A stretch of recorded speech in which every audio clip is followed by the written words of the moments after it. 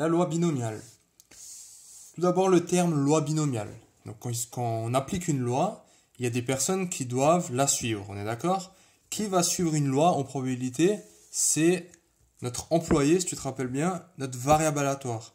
Alors, on avait dit quoi? La variable aléatoire, c'est une personne qu'on engage et qui a une certaine mission. Donc, elle a un emploi fixe. Elle peut compter quelque chose. Bref, tu lui attribues une tâche et cette variable aléatoire va toujours faire ça. Donc ça, tu as dû le voir maintenant dans les vidéos précédentes. En fait, quand on dit qu'une variable aléatoire x suit une loi binomiale, donc ça je vais te l'expliquer, t'inquiète pas, ça veut dire quoi? Ça veut dire que x en fait a un emploi fixe. Ça décrit l'emploi de ma variable aléatoire. Et dans ce cas-là, qu'est-ce qu'il fait x? Donc tu peux dire voilà, x c'est un caissier, donc là on va expliquer qu'est-ce que c'est le métier de caissier, donc qu'est-ce que c'est? Que fait cette loi binomiale? En fait, ça ne s'applique pas tout le temps. Dans quel cas ça s'applique? Donc ça, c'est déjà important. Dans quel cas? Quand est-ce qu'on peut dire à x, ok, suis une loi binomiale?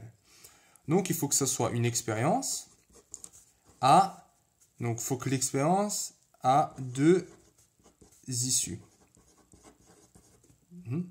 Donc, en gros, l'issue, la première, c'est réussite. Et du coup, la deuxième, ce sera quoi? Ça sera un échec. Donc, on peut dire ça comme ça. C'est noir ou blanc. Bref, il faut qu'il y ait un contraste. Il faut que ce soit oui et non. Par exemple, si je lance une pièce, qu'est-ce que je peux dire? Ben, je peux dire que ma réussite, entre guillemets, ça va être pile. Et mon échec, ça va être face. Tu vois? Donc, si je lance un dé, ma réussite peut être obtenir un nombre pair. Et mon échec peut être obtenir un nombre impair. Donc ça ne veut pas forcément dire que l'univers a deux événements élémentaires, par exemple pile ou face, mais l'univers peut aussi avoir par exemple 1, 2, 3, 4, 5, 6. Mais il faut qu'il y ait deux, donc que ce soit toujours soit j'ai une réussite, soit j'ai un échec. Très bien.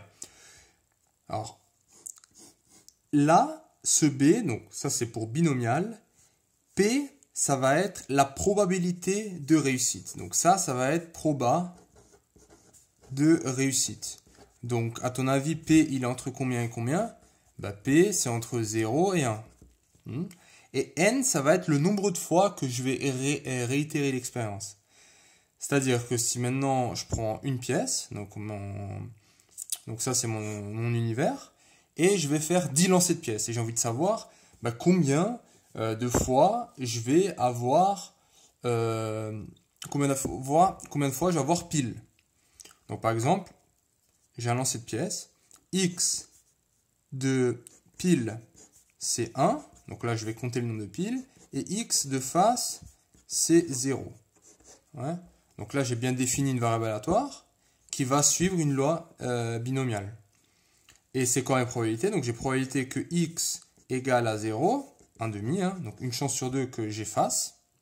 Et j'ai probabilité que x égale à 1 est égal à 1/2. Donc une chance sur deux que j'ai pile. Très bien.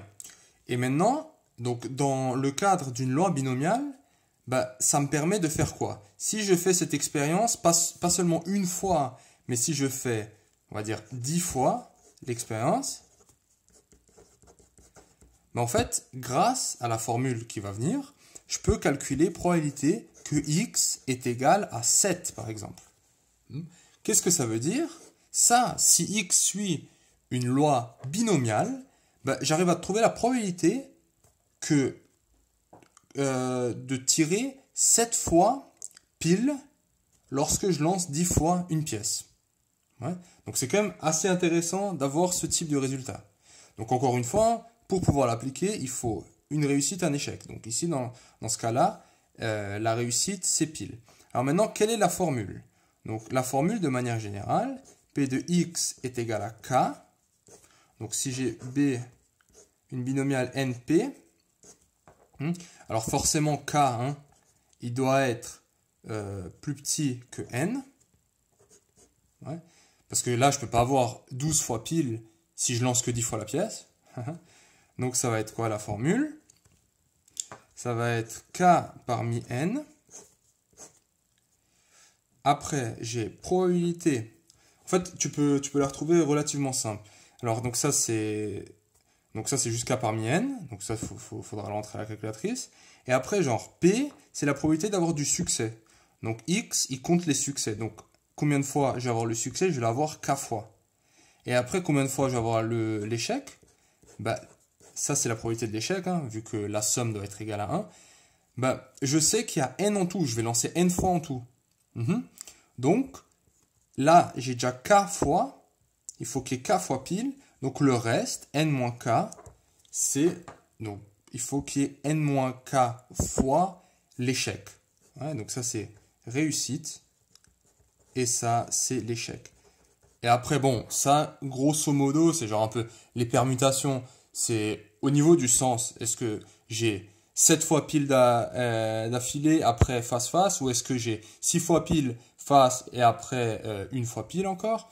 Donc bref, ça c'est juste au niveau des permutations, mais bon, on va pas trop rentrer dans les détails pour le moment. Je peux encore te préciser deux choses qu'on va pas encore calculer pour le moment. C'est que l'espérance d'une loi binomiale, donc si x suit, on peut l'écrire comme ça, hein, x suit une binomiale np, donc l'espérance de x, ça va être n fois p, et la variance de x, ça va être n fois p fois 1 moins p. Donc voilà, donc ça c'est des formules utiles, et ça on va tout de suite le voir en exercice.